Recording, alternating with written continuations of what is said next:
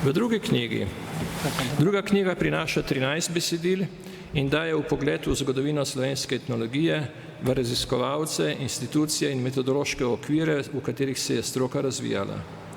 Helena Ložar Podlogar analizira prispevke Urbana Jarnika, Antona Trstenjaka, Hinka Smrekarja, Josipa Šašla, Rajka Ložarja in Pavla Zablatnika.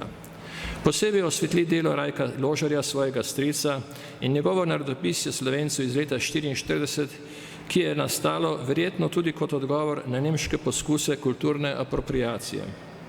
Pomembno mesto namenja Niku Kuretu, svojemu mentorju in Herderjevemu nagrajencu ter njegovim koroškim raziskavam.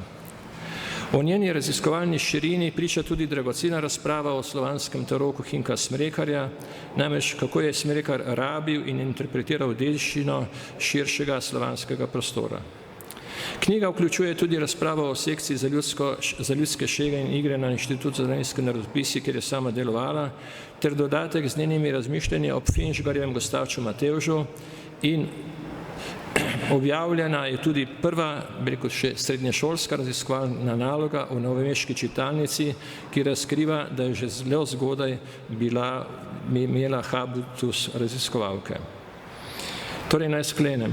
S prvo knjigo Sledi in podobe izročila in drugo knjigo Raziskovanje izročila dajemo vpogled v bogastvo slovenskih šeh in navad in tudi v razvoj slovenske etnologije kot znanstvene discipline. Z njimi zaokrožamo bistveni opus Helene Ložar Podlogar, ki ga dopolnjujeta že prej izdana knjiga Od ventus nobiti, o pustu ženiti, ter njeno obsežno biografsko in bibliografsko delo.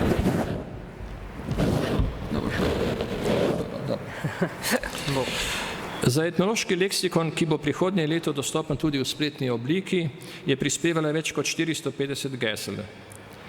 To je praktično 8% približno deleža. Posebej pomembno je njeno delo za mednarodne bibliografske projekte, kot sta Demos in Internationale volkskundliche Bibliografie, s katerimi je dosežke slovenske etnologije predstavljala evropskemu raziskovalnemu prostoru. Torej, danes imamo s 3 knjigami, vse so objavljene na spletu, s prvo izdano leta 1995 pri Mohorjevi družbi v Celovcu, ki je odobrila ponatis na spletu, ter tema 2 novima, ki sta zdaj predstavljeni, se pravi na voljo tako v tiskani kot spletni obliki, in s tem razmeramo celovit pogled v njeno delo in glavne raziskovalne dosežke.